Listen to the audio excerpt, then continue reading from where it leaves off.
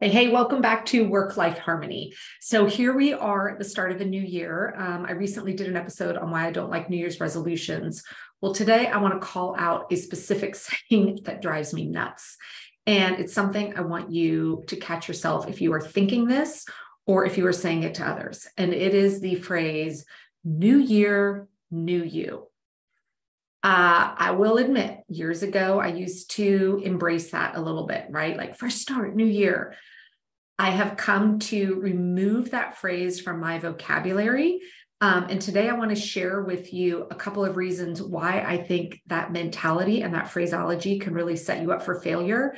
And then I want to give you maybe a different name, a different phrase that we can embrace and what that subtle difference is. All right. So first, let's just call this out. New year, new you. Friends, you don't need a new you. I'm going to repeat that. You don't need a new you. You are fantastic just the way you are. Now, does that mean that maybe there aren't some new things you want to try, or some things you want to do differently, or some things you want to finish, or maybe set some goals or whatever? Of course not. But you don't need a new you. And when we use that phrase, new year, new you, I feel like what it's kind of subtly and subconsciously saying is that the you are today isn't good enough. And I don't like that.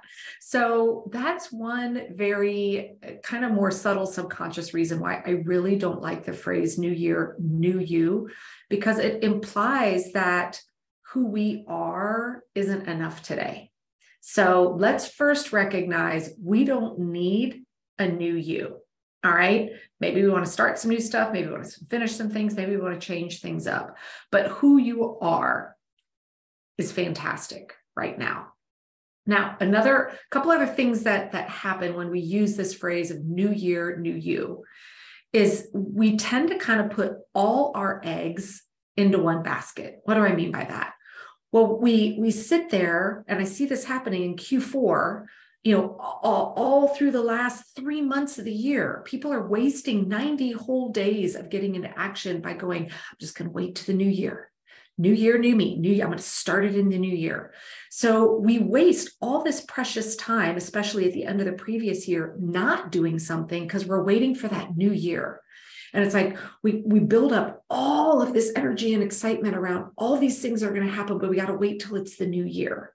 So we're putting all our eggs into this new year basket, and we're missing so much opportunity to start things whenever we feel like it. Now, I recently just went through this exact same thing.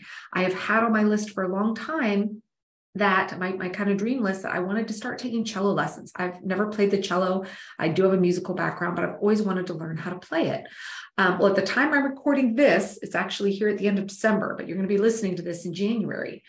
And it was very tempting for me at the start of December to say, all right, I'm going to do that in January. I'm going to get that process started in January. And I had to catch myself and say, no, you can start it right now.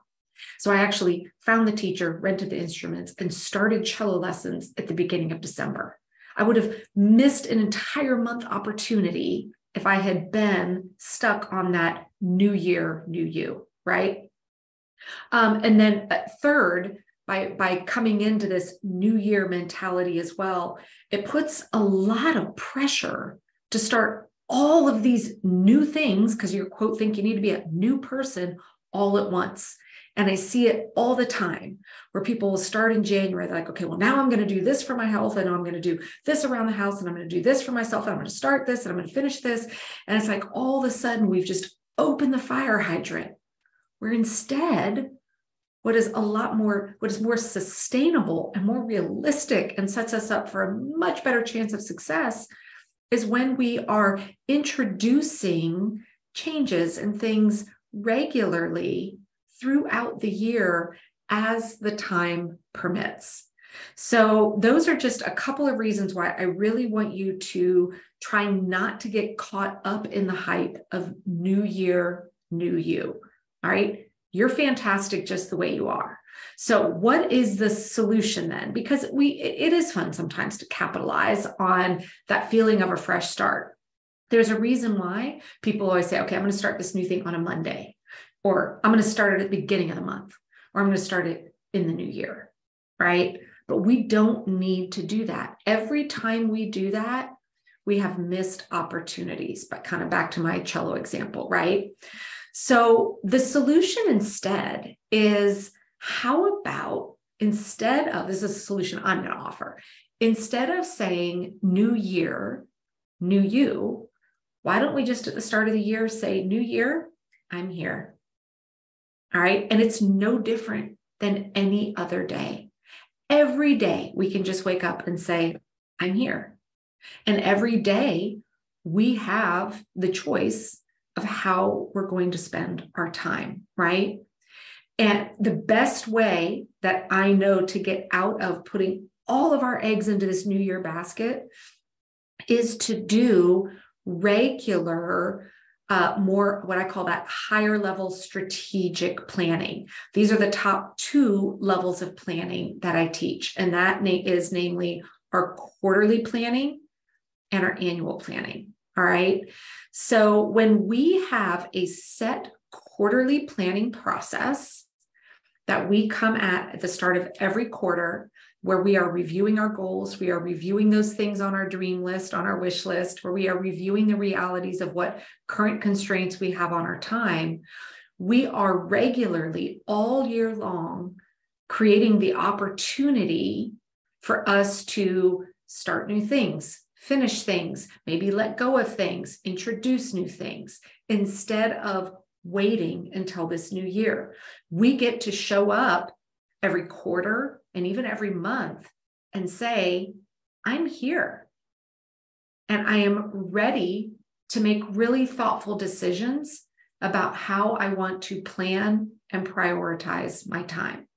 Now, in order to be successful with this, we do have to have systems and routines in place where we are regularly adjusting our plans. We are, tweaking maybe what our goal dates are and things like that. And those are all things that I cover inside of my top program and Planapalooza.